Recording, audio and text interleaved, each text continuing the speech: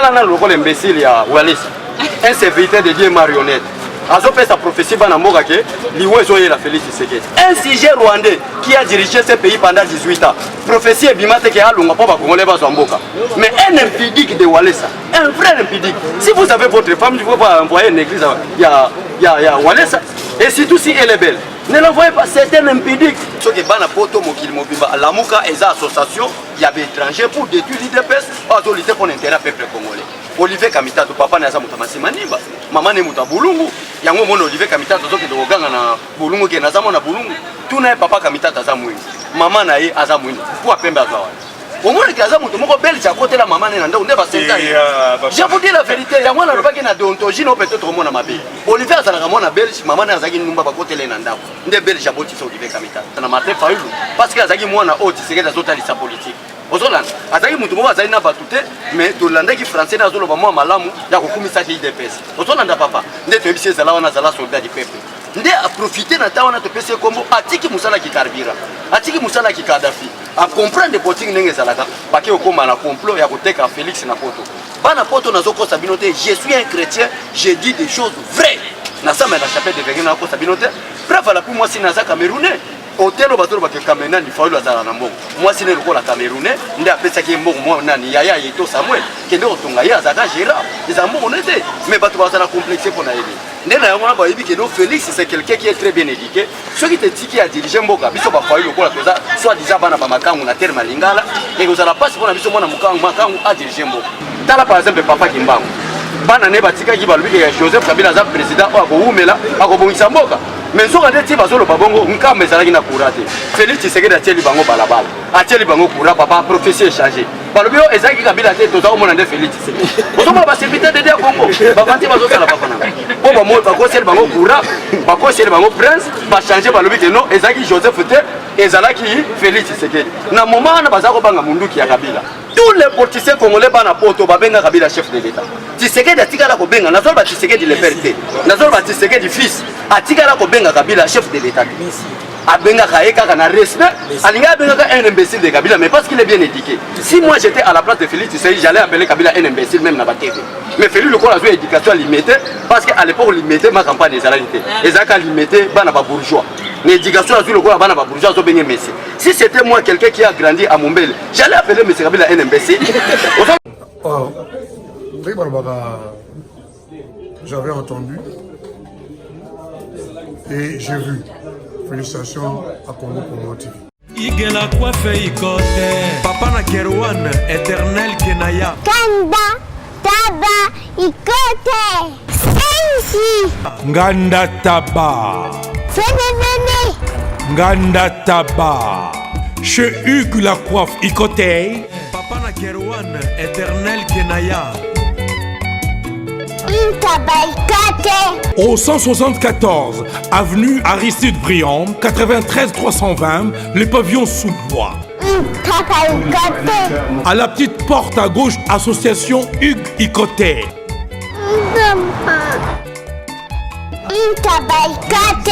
01 41 55 0000. Ntaba Ikoté. Descartes Construction et yeah! Fini l'inquiétude pour la réalisation de vos constructions de rêves en RDC au prix imbattable. Grâce à votre entreprise installée en RDC uniquement pour vous, spécialisée en construction, réfection, bâtiments, immeubles, vente de terrains, travaux publics avec les ingénieurs architectes qualifiés au prix incroyable. L'escarpe Construction est aussi spécialisée en luminosité des bâtiments et éclairage public.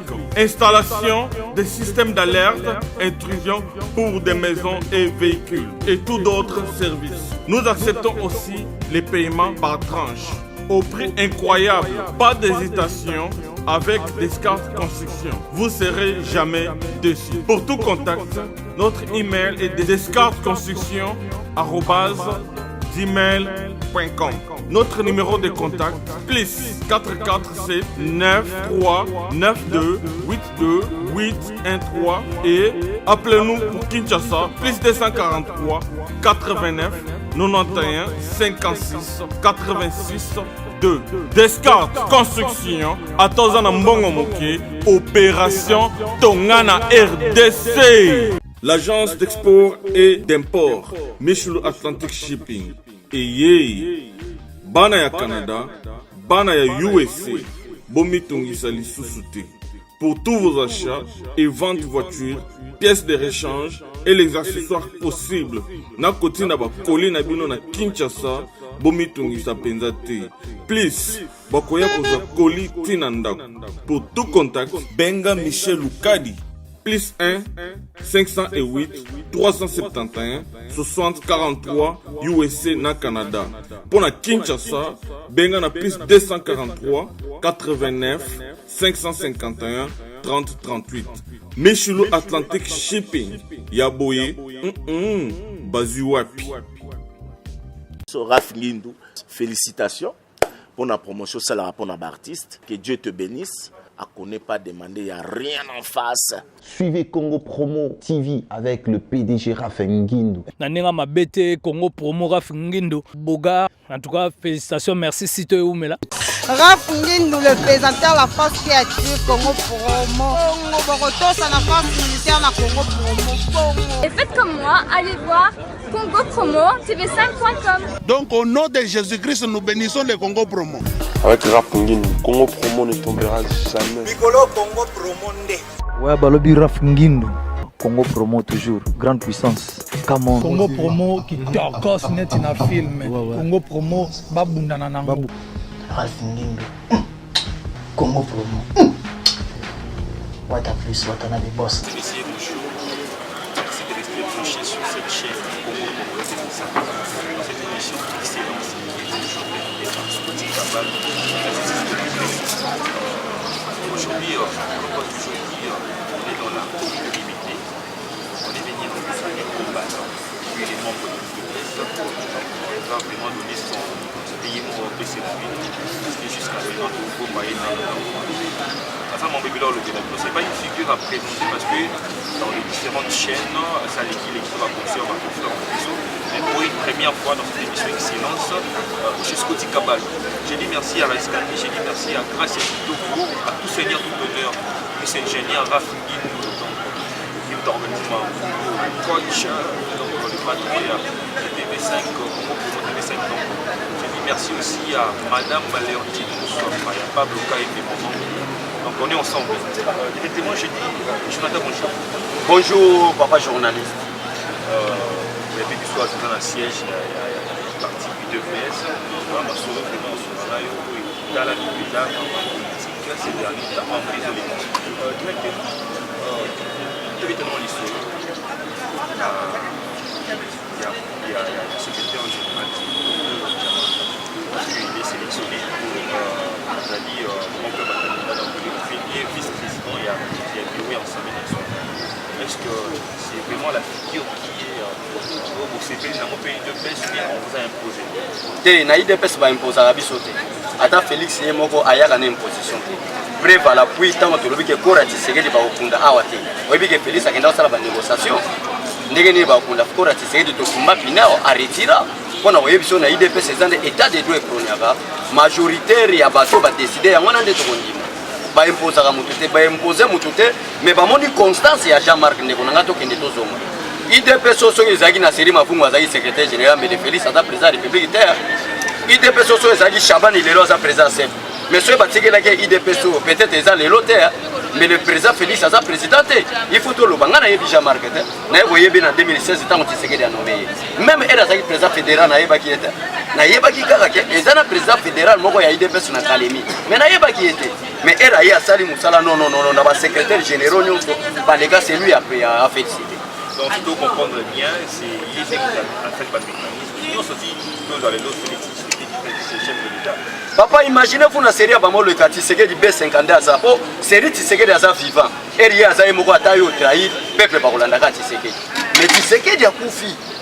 Parti Tshisekedi n'a pas beaucoup à Jamar. Article 26, il y a statut le Biboye.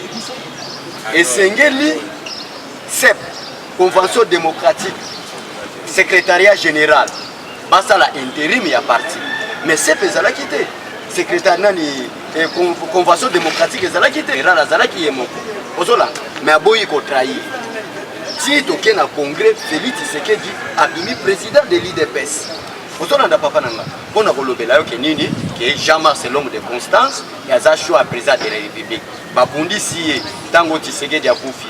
Balobi ke tokende congrès a trahir te. Kabila zo yana ba million ke teka congrès salema to bimisa président mususu. Abimisi congrès à watokoti congrès Félix abimi président batu bagangi ke Félix akolongola ye Félix azongi secrétaire général azongi secrétaire général Félix abimi chef de l'état maintenant il faut kotika présidence ya IDPS na maboka mutu mususu atikeli yango kaka Jean-Marc c'est-à-dire président de la République a confiance na ye président de la République a confiance na ye libre dans mon boulot parce que c'est la démocratie.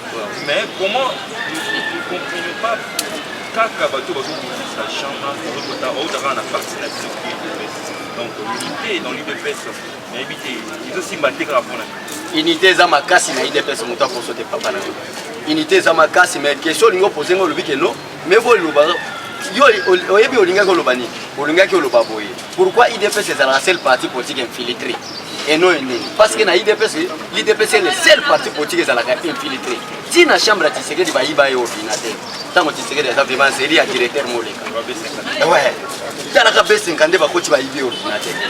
Ozomona papa. Donc même batunyo so ba yebi na Congo ba yebi que non IDPS a prôné pour peuple congolais à vie. Peuple congolais bongata na jeunesse de tout aboye. À âge à 33 ans mon frère na to côté ce n'est pas une flatterie to balité to zo mi banda côté. Ozomona mon frère. C'est que mboka zo kende mabe. Même Bible nous devons prier pour notre pays car notre bonheur dépend. C'est-à-dire le bonheur de tout le peuple dépend par rapport à l'évolution de son pays. Mboka kende mabe tozo sala misala te et loka ko sala ezate. Maintenant bato ba yaki pona ko détruire mboka. Bato yeba malamu que tant que Tshisekedi wa mulumba akokoma président de la République biso to kozwa misala te po biso toza wana na côté na coterie ya dictature toza na coterie ya konyata peuple lo a exprimer te ya mwa ba mpesha Tshisekedi ya mwa no mona pe IDPS c'est la seule partie infiltrée au monde donner dans za combattre IDPS combattre wana azotala nga zo contrôler maloba nanga azoloba ni parce que on ne sait pas qui dit la vérité au sein de l'IDPS mais vérité azolo to yebaka tango moto azotamba na idéologie ozolanda papa ko bebi si idéologie to combattre vraiment que non soit toza moto Mobutu atindi soit toza moto Laurent Désiré atindi soit toza moto Joseph Kabila atindi oya tout nde to comprendre pas tout facile Dieu mon le bien moi on a besoin d'un mot et président de la République a date dans la coalition FCC cash. Est-ce que vous pensez vraiment avoir atteindre l'objectif? Papa Nazoye Bisayo, l'article 69 de la Constitution civile, les chefs de l'État et les garants de bon fonctionnement des institutions. Ce n'est pas le Sénat qui décide de la présidence ni l'Assemblée nationale. Le Sénat ou l'Assemblée nationale n'a pas de compte à rendre au chef de l'État. Mais le chef de l'État contrôle les institutions, surveille les institutions. Na qualité wana ya surveillance ya institution, na qualité wana ya contrôleur ya institution, ya garant de la nation. Ndé na qualité wana oza muyibe okanga. Mi papa état de droit côté osala vantite. Même nazo yo que la même Janine Mabunda mawa. Malgré tout ça la coalition na ye, akanisa ete que assemblée Bobé Minaku, assemblée les gars kala kala wana iza oya Félix Tshisekedi. Non, oyebi que même bon na bango ekiti. Vous avez que changement zoya na seré Kabila bazako flatter bango ba $12,000 Félix soki tozaki na majorité parlementaire ba député ba ninga ba kitata na ba $800 lokola toza minorité to boyi makelele gangama nde bango baza majorité ba lobi to stopper na $4,000 mais nazo ebisa yo ti tozo kende ba kitata na ba $1,000 voilà salaire ya député waouh Mambolo Beza c'est très important parce qu'on a vraiment besoin de ça parce qu'on a besoin de parce que les gens souffrent dans d'autres pays. Ouais. Maintenant, Bino une baisse pour la présidence. Mais de toute façon, on a Bino à rediriger, il s'est mis à ce que vous avez vraiment libre. Vous ne pensez pas que Moussou va en profite. Peut-être qu'on a beaucoup dans la maison, les gens viennent de l'internet, les gens de la Mouka, Félix, c'est un président provisoire pour une année et voilà. Papa, merci vraiment la question. On a évité ce qui a retouché déontologie, na IDPS on dit la vérité. Tous ces gens, c'est ça l'association des malfaiteurs, l'association des escrocs, je peux citer le nom de Jean-Pierre Bemba. Jean-Pierre Bemba ne peut pas diriger la République. Tant que l'État de droit est côté. Vous voyez que Jean-Pierre Bemba a un métier, c'est-à-dire l'origine est d'origine étrangère. Vous voyez que Moïse Katumbi a un métier. Un Congolais marié avec une Congolaise, pas comment tu as métier. soki omoni moto abotami papa pete bajournaliste bayebisa yo te ngai naza moto abandu Olivier Kamitato wana alobaki aza mona papa Kamitato aza na kati ya Lamuka mpona oyebi soki bana poto mokili mobimba Lamuka eza association ya baétranger pour détruire l'IDPS oyo azolite mpona intérêt ya peuple congolais. Olivier Kamitato papa ne aza moto amasima nimba mama ne moto ya bulungu yango omona Olivier Kamitato azokende koganga na bulungu kende aza mona bulungu tuna ye papa Kamitato aza mwingi mama na ye aza mwingi po apembe azwa wana omoni ke aza moto moko belge akotela mama ne na ndako nde basenta ye je vous dis la vérité yango wana alobaki na déontologie no peut-être omona mabe Olivier azalaka mwana belge mama ne azalaki numba bakotela ye na ndako nde belge abotisa Olivier Kamitato. Et je suis prêt même à affronter la justice parce que j'ai des preuves. Parce que maman naïe aza mutu mwindu, papa naïe aza mutu mwindu. Mwindu na mwindu, bakobota jamais pembe. Mwindu na mwindu, so baboti muta pembe akuzalokola ye. Omuni yo za pembe, moza congolais, posono za pembe. Moza na makila ba congolais za mutu mwindu. Mo Olivier Kamitato aza mutu mwindu te, aza mundele po papa naïe aza belge. Je vais tirer une minute de silence parce qu'il faut avoir la vérité avec franchise, avec liberté. Oh, on a tout le temps la plateau sur le service. Donc, il y a un militaire qui m'a dit le président de la République a besoin d'un temps de la semaine. Au moins, la façon dont nous avons fait sa moto, on va la discuter. Papa n'a jamais été état détruit politique. Martin Fayulu a bandit politique les années 90, biso to bana mité. Nous avons en 1985. Les années 90 déjà nous avons comprendre. Na yi moni Fayulu ninga zo ko bondela Félix nini na okota banche politique na Congo. Kwa azaki ne directeur à station. Azako teka carburant azaki Kadhafi Fayulu. Nega zo yebisa bino ke aza moto bandundu. Moi je suis du bandundu na représenter nous na papa journaliste Mubunda ya Idiofa territoire ya Idiofa na province ya Bandundu. Muza kutuba ki Congo muge tuba ki Congo. Mais je suis au sein de l'IDPS. L'IDPS n'est pas tribu Louba. L'IDPS c'est tout un peuple de la République démocratique du Congo. Mais n'est Martin Fayulu biso to yebisa keke zala soldat du peuple. Po biso ba parlementaire de bunde to pesa comme soldat du peuple. Martin Fayulu azaki tout autour de Saint Tshisekedi. Tant on va réunir zo kota bolenga nkoyi ya balisanga bonganga ba politicien congolais no so yebi. Biso to za ko pesa confiance na Martin Fayulu parce que azaki mwana o Tshisekedi azotali politique. Ozolanda azaki mutu moko azali na batute mais tolandaki français na zoloba mwa malamu ya kokumisa ki IDPS. Ozolanda papa nde to yebisi ezala wana zala soldat du peuple. Nde a profiter na ta wana to pese kombo atiki musala ki Karbira atiki musala ki Kadhafi a comprendre politique ndenge ezalaka baki okoma na complot ya koteka Félix na poto bana poto nazoko sabinote je suis un chrétien je dis des choses vraies. Mi parler déjà bimi eza libanda na misu na nga nazomona yango. Et troisième pe kolika ndenge lobaki troisième colis déjà. Ngane libanga te. Ona yawa te. Na yesi zibe service. Na zwakata 37 colis awa na zibe service na mbala moko. 37. Oh, ngaku na banga kina esi mwana tiaka 3. Ah bon? Yiba yango na kiserie na bango ya musala. Baza pena Brazzaville. Mwana lobaki nanga pe na Angola bazali. Bazali na Angola, bazali na Brazzaville. C'est que to benga bango monde entier. Uko kanseri ukola mundele. Na moni yango. Acha mundele te. Azakia. Yo mutuza na France. Précisément ezala na Paris. Ezala na Rennes. Ezala na Lyon. Ezala sika nini. Soko uza na Pauline na yo.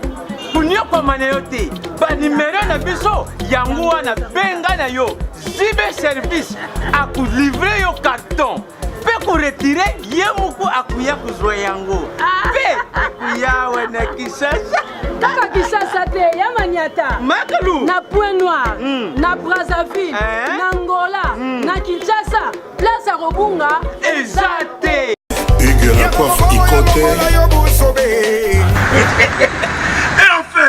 Je suis arrivé. Salon Hugues la coiffe Ikote. Non seulement c'est un salon de coiffure, mais aussi une machine de transformation des hommes et femmes. Regardez-moi comment je suis. Vilain. Mais attendez, 2 minutes. Bogart.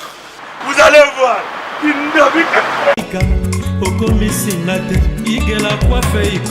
Hugues la coiffe Ikote, votre salon de coiffure mixte afro-européen situé sur la Nationale 3 au 174 avenue Aristide Briand, les pavillons sous bois.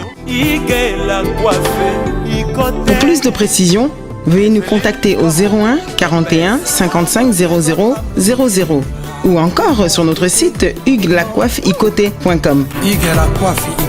Nous sommes ouverts tous les jours de 8h à 20h même les jours fériés. Hugues Lacoiffe Ikoté, l'homme qui coiffe la ville. Hugues Lacoiffe Ikoté, le salon de coiffure mixte afro-européenne de proximité.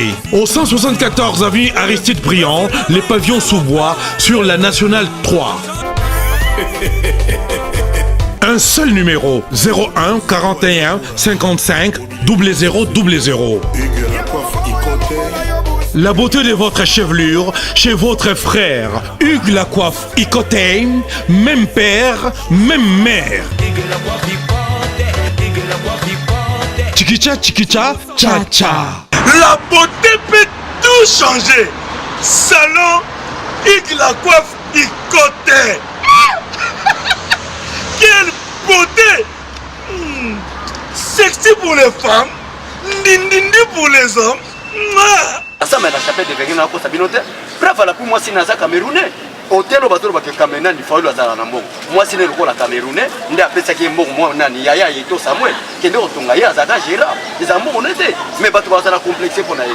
Nde na yango na ba yebi que non Félix c'est quelqu'un qui est très bien éduqué. Ceux qui te tiki a dirigé mboka biso ba faulu lokola toza soit disant bana ba makangu na terre malingala et que ça la passe pour na biso mona makangu a dirigé mboka. Ozona pour mona makangu ya suka o dirigé mboka c'est Joseph Kabila. Ce n'est pas l'enfant de Joseph mais Laurent Désiré. Laurent Désiré Kabila za biso. Mais Joseph Kabila c'est l'enfant adoptif et sujet rwandais. Ya wana Tshisekedi na lit na lobike un étranger ne peut pas imposer les Congolais. To sali lit to benga di Joseph Kabila. Ozona nande kona to kombi ba président. Quel devrait faire ba Martin Fayulu ba Jean-Pierre Bemba. Ah, le Congo est sauvé. Moi na mboka congolais d'origine. Ndenge baloba ke Congo eza na centre ya Afrique. Les Kasaï aussi comme province, ils appellent na centre ya Congo. Moi na mboka boy aza na centre ya Congo, akoli na limité. Moi na Tshisekedi un politicien reconnu mondialement. Totia e maboko akende liboso ata to la opposition républicaine. Mais ba tia diabolisation, Muluba, Boye, toko kende wapi na mboka. Mboka eza libéré na maboko ya ba égyptien. Congo est considéré comme État Israël. Mboka ezalaki occupé na maboka ba égyptien. Maintenant un israélite asalili ta récupérer mboka.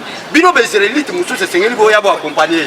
Mais bo bandi tribalisme entre bino. En d'autres termes linko loba, bo lingi te congolais mona mboka diriger mboka étranger ya ko imposer bino. Ndena yango to bi pas question biso ba otoza originaire ba nuto ba mate fa l'outil deux fois il faut pas attention. Bad Kasaï eza na Congo, Bandundu eza na Congo, nous tous nous sommes des Congolais. À bas le tribalisme. Faites attention. D'ailleurs na statut oyo tozo kende na ndoko na lire ya président Félix Tshisekedi. L'éducation na ye, na ndenga na yebela ye. Eza difficile ba trouver ba Moïse ba za chef de l'État. Eza difficile ba trouver ba Jean-Pierre Bemba ba za chef de l'État. Eza difficile bango ba bonga biko sala commerce. Ozona papa. Jean-Pierre Bemba c'était meilleur commerçant. Moïse Katumbi est meilleur commerçant. Yo yebi que Moïse Katumbi gestion liboso. Eza tout puissant Mazembe. Na FIFA va considérer Mazembe meilleure équipe ya corruption. Na yebi te soko yeba info wana. Moïse Katumbi azo yiba mbongo po aketa na Mazembe. FIFA va considérer que na équipe eza corruption makasi. Mazembe eza meilleur en Afrique. Ozona nda papa. Bo mutabongo so bo pese gestion à République. Et vous la corruption papa. Yango to bi to cesser aventure. To tika bilobela Félix Tshisekedi c'est l'homme choisi par Dieu pour diriger la République. Tala par exemple papa Kimbangu. Bana ne batika ki balubi ke Joseph Kabila za président o ko umela akobongisa mboka. Mais soka ndeti bazolo babongo nkamba ezalaki na kurate. Félix Tshisekedi atieli bango balabala. Atieli bango kura papa prophétie changer. Balobi o ezaki Kabila te toza omona nde Félix Tshisekedi. Ozoma ba serviteur de Dieu Congo. Bavanti bazosala papa na. Po ba mo ba ko sel bango kura, ba ko sel bango prince, ba changer balobi ke non ezaki Joseph te ezalaki Félix Tshisekedi. Na moment na bazako banga munduki ya Kabila. Mais biso ba komata Kabila ya Tshisekedi, tobi munduki osala biso eloko te, to ko soutenir Tshisekedi na suka. Papa mission na ça peut-être déjà toute la première fois na yo. Mais na Kabila to benga un imbécile ya zana munduki. Parce que un Kabila ne peut pas diriger des intellectuels comme Tshisekedi wa Mulumba. Joseph vraiment Tshisekedi afani wana, Joseph Kabila mande fa pemba diriger. Vous êtes vraiment si. Les notes là n'est pas dans la mouka ba sakana na Félix Tshisekedi. Oh, ka Joseph Kabila nommé. Mais na moment ya corps ya Saint-Sylvestre. Et yebana ki malamu ke Kabila na qualité de président de la République doit nommer un premier ministre pour qu'on na rassemblement. Mais bah même là comme on a donation sur les un autre aventurier serviteur de Dieu. C'est ce que l'article les combo donation sur les Yaka. Qui ne kotika combo. Donation sur les n'a jamais cité le nom de Félix Tshisekedi comme premier ministre au Tshisekedi wa Mulumbatika. Vous voyez même l'église catholique comme 665 dans le monde. Oh comme même Satan dans le monde. Makambo basali biso. Ozona nda papa nanga. Maintenant le lot okei Félix Abimi chef de l'État. Qu'est-ce devrait faire Martin Fayulu? Ah Dieu merci. Le Congo maintenant est libéré entre les mains des Égyptiens. Parce que les Rwandais sont considérés au Congo comme les Égyptiens. Papa. Et Congo est considéré comme Israël. Nous sommes maintenant libérés entre les mains des Égyptiens. Mais Félix Tshisekedi est considéré comme Josué. Tshisekedi Wamulumba est considéré comme Moïse. Et le Congo est libéré. Et la lutte a fait 40 ans. Et pas les Israéliens dans le chemin, on va faire combien 40 ans, c'est comparable. Nous sommes peuple béni par Dieu. Il n'y a que des infiltrés comme Bamate Fayoulou. Balingi bazon ils sont des Égyptiens dans Bokatolobi au nom de Jésus aussi. Et vous, ils ont reproché au président de la République d'avoir signé avec le FCC. Parce que apparemment FCC et Kambagi Mabé, la normalité, bon, il va qu'il n'est pas pour dire bon. Mais pourquoi les retenir et les protéger? Parce que par l'embargo international, le président, comment c'est que quand même va appeler la raison là-bas? Non, non, ça c'est de l'indiscipline politique à Batalamouka. Ils sont très mal éduqués. Batalamouka, de Jean-Pierre Bemba, de Moïse Katumbi, d'Olivier Kamitatou, de Martin Faloulou, de Mozito, tout ça. Ce sont des gens qui ont pillé ces pays avec Kabila. Balingi va prendre des bâtonnets. Mboka Oso les a détruits, Kabila est moroté. Mozito a dit premier ministre Mboka Oy, a tcha Kourana qui cuit. Mais Félix Edikassai, qui est de la bataille de Neba, c'est Prana Koura. Vous devez cesser avec de l'indiscipline politique et chaîne politicienne. Vous avez un papa nanga. Eza makamba lokuta. IDP ça sala makamba butute. IDP ça sala makamba moui. IDP ça boy asala nenge Laura Désiré Salaki. Laura Désiré Salaki ni awuti na esa zoya na combattre Tshisekedi wa Mulumba. Akombia wa asotoproclamer président de la République. Malamonga bani ko kanga ba kamita to Cléophas. O teka ambassade à Congo ya Maroc. O sala boy Félix Alubi na koki ko substituer na place à cour constitutionnelle. Attendons gouvernement bima, ministre assisté ça bima, président cour constitutionnelle bima o a rejoint nomination nanga. Parce que bateau bazar baso sala ba faire courant. Moi eba zo décision makasi bona mboka ezaki. Tango gouvernement ko bima, o komona liona déjà qui seront arrêtés même M. Kabila. Oh Félix a ça la M. Kabila soit éviter ezali les corbeaux et les renards. Félix est afflaté pour avoir le pouvoir. Maintenant nous avons le plaisir qui sera arrêté. Donc déboulonnage je vois les plutôt. Les a et l'omo balobika donc il faut s'impliquer pour la carte. Papa tango gouvernement zo bima. Kabila na éviter so yebi akima ki na kiba. Ba américain ba bengi président qui ba lui fait attention à cet escroc. C'était un djihadiste. On doit l'arrêter. Nous allons de papa na tango zo Félix a un bon ministre de la justice. Wana makamwana est félicité et la justice na M. Kabila. Il y avait des gens qui étaient calcinés ici par M. Kabila. Yo kasi biso to za bande na biso batumba mate. Na za bande baturukola ba sheko. Kabila mutakangi bango. Baturukola ba Christian. Mon ami en politique, auto saline va marcher out. Azala qui kokanga par M. Kabila à cause na phénomène comme une ça. Maintenant tu dis que c'est quelqu'un qui est mal éduqué comme Kabila na guerre de guerre. Bato bomisa batebele. To flatter M. Kabila bonjour. Zo rende pouvoir essayer na monoko tanga fond mon bonjour. Félix a récupéré bon. Attendons gouvernement bima, il sera arrêté. Autant n'anda pas là. Yoka ndenge ba politicien congolais, bazoko sa peuple congolais. Félix l'homme, la personne de Félix Aza bien. Mais Aza tout autour na batama bene ko poser la question. Mais papa ça c'est quelle malédiction ba politicien congolais bazana. Tant Tshisekedi Zoloba ne légitimez pas ce sujet rwandais. Parce que Kabila est rwandais. Ne légitimez pas Fayulu Kokota à l'Assemblée nationale. Fayulu a répondu à Tshisekedi. Non, je dois aller consulter ma base. Base n'est pas épicée. Aller soutenir Rwandais. Tous les politiciens congolais bana poto babenga Kabila chef de l'État. Tshisekedi atikala ko benga nazol ba Tshisekedi le père. Nazol ba Tshisekedi fils. Atikala ko benga Kabila chef de l'État. Abenga kaeka na respect. Alinga benga un imbécile de Kabila mais parce qu'il est bien éduqué. Si moi j'étais à la place de Félix Tshisekedi, j'allais appeler Kabila un imbécile même na ba TV. Mais Félix le quoi a joué éducation limitée parce qu'à l'époque il mettait ma campagne des alalités. Et ça limité bana ba bourgeois. L'éducation a joué le quoi bana ba bourgeois zo benga Messi. Si c'était moi quelqu'un qui a grandi à Mombele, j'allais appeler M. Kabila un imbécile. Autant n'a pas nanga. Mais l'éducation à solo, il y a Félix Tshisekedi, a benga moi à terme ndani, il y a Messi. Mais batwana nyoso Kabila no ma bango. Maté Fayulu azaki député en 2011. Para poto botu na ye ndenge azakuna lobiki azoya. Elle azaki en 2011 constitution lobiki étude ozala efoele. Ye lokola molobeli ya peuple na assemblée. Après ça va proposition nini tango loi ezalaki appliqué. Ce sont associations de malfaiteurs, associations des aventuriers pour détruire le peuple congolais à leurs intérêts. Biso bato bandundu to comprendre to bien. Na mboka nyonso nzamba tinda ka visionnaire moko. Oyebi que même na Israël comme un état physique nous avons 12 tribus, mon frère. Mais dans 12 tribus, nous avons des tribus, nous avons des chefs. Nous avons des tribus à Jida. Nous avons des pour nous, Jida, pourquoi bisoter. C'est la volonté de Dieu. Mais pour le biso, on ne parle pas des tribus, on parle des partis politiques. Dieu a choisi IDPS et précisément, je cite le nom, Tshisekedi Wamulu. Vous devez les soutenir. Vraiment, on est déjà à la fin, talonné par les temps. Et une dernière question. dernière. Pratiquement, c'est très important avec franchise, avec liberté. On a vraiment besoin de ça. Voilà, tout à Poto Bozo, Roland Abisso, vraiment, il faut soutenir cette émission. Le soutenir parce que Jonathan a donné un plateau, il va donner son numéro. Jonathan, après ça, il de place, il faut poser un pouvoir. C'est de Yokaki, parce que le rumeur aussi, ce sont les informations. Apparemment, toi, c'est un qui va commander la communauté de ça là. Comme va tenir comme membre basé à UDPS, apparemment va tenir comme sous, apparemment bien la UDPS encore. Mbutumbu dezali makasi. Te mbutumbu dezali papa ba kombo ba tunyo soso mona basa na bango. So ye na 6e mois okuta bato nyonso ba bongi na. Ba otamba na baji, ba somba mituka bato nyonso to mona. Ko problème Félix Ezanine, alinga tel ça na face à monde te ki ateka bande kone baluba. Alinga tel ça na face à monde que je ne suis pas le président du Kassai, je suis le président de la République. Oyebi que na chaque classe politique nyonso ezana leader azana fief na ye. Fief ya Tshisekedi ezaka sai wana to lo bato lo belate. Fief ya Tshisekedi ezaka sai parce que azamulu babota makuna. C'est normal bakasai ebele bazala na lite na ye. Même so okena Donald Trump azana fief na ye. Bata fief ne bazala kebele na parti na ye. So okena mutagizenga o akufi malgré il a trahi le pays, peut-être okende li felo menza me mo ba ese pays. Bosolan, so okena parti na ye, okoye baba oye biso ke ba pende ebele ya bandu baza sima na ye. Ko abota makuma comme le leader na bango. Mais si le poids national, Tshisekedi avec tous les politiciens, parce qu'au sein de l'IDPS, il y a plusieurs batabandu. Donc on a une famille qui a bientôt 100 000 personnes à Bandu. Ah, on n'a pas mais ce qui n'a pas loupé, on a pas loupé belete. À ce qu'on a dit, donc par contre, ça va être tribalisme. Révélation, mon sous papa, t'as remarqué à Genève. Par le but de reporter. Oui, puis parce que ça matin, le président, il y a opposition. Et ça qui Adolphe Moussi, Moutabandu. Nani, Matungulu, Moutabandu. Yemoro Martin Fayulu, Moutabandu. Mais situation on a sur les arrêts que Peter Kaza a sali yango, Ogise Kabou a sali yango ensemble na Félix Balinga Balbanini, Bagasaï Baza Tribal. Au moment où on monde qui est en frère, il y a moi j'ai même ma tête à couper. Ce qui Félix a bonisi mboka ote, toko kanga be église to ensemble à sauter, c'est que nzamba sala pour poto kelite. Pour à part Félix Mutabo Samboka za.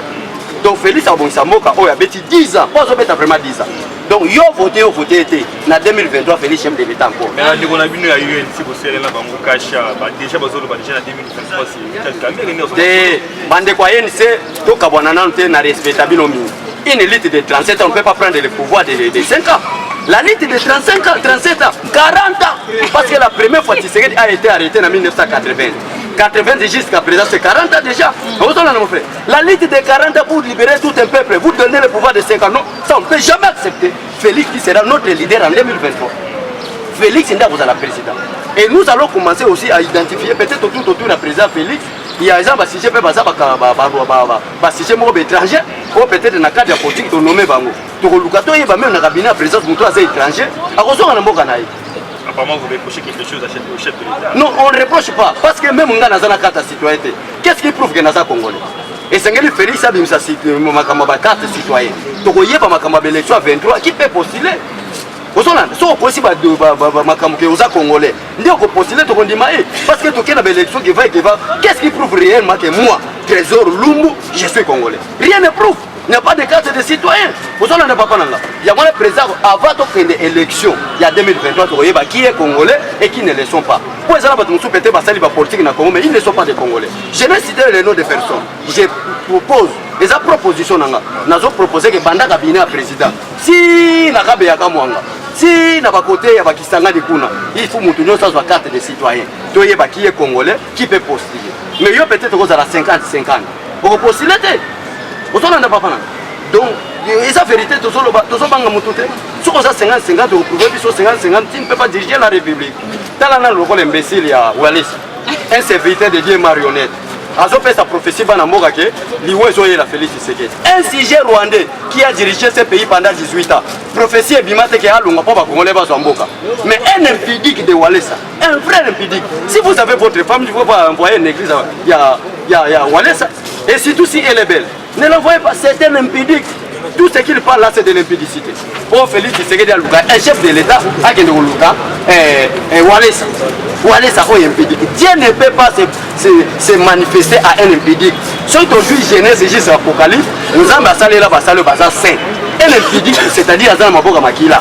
Yo le baliwa, la présidente de la République, Rwandais Azalaki, incapable de le Rwandais. Il n'y avait que des combattants de l'UDPS qui parlaient que Kabila qui est Rwandais. Yo, na moi, Namboka, Botamiawa, papa, maman, papa Tshisekedi wa Mulumba muta province ya Kasai territoire ya Kabe ya Kambwanga congolais d'origine aya wazo di jembo kande prophétie yi tango Rwanda za ko di jembo ka prophétie za jwa bana mboka bako sabinote la Bible dit priez pour votre pays car votre bonheur en dépend notre bonheur dépend à l'évolution de notre pays ba comprendre ce sont des agents du diable ba comprendre que l'évolution zoya bana basi ya biso kitoko ba kozama bala kindumbe zotela na Congo po Félix azobonisa mboka bango metene koma kofu na bango pasi ezala na mboka po baya koloba seme ekopesa melayo ozolanda biso toboye eloko wana balobi seme ezalaka te travaye nde ekopesa melayo ozolanda papa nanga nde bango bakomprendre ke biloko wana soki Félix aye nango baeglise ebele ekokanga parce que l'association oyo ozomona baeglise bato lelo bakesambela mpona nini nakende nayeba na papa journaliste wana po amona mwa mbongo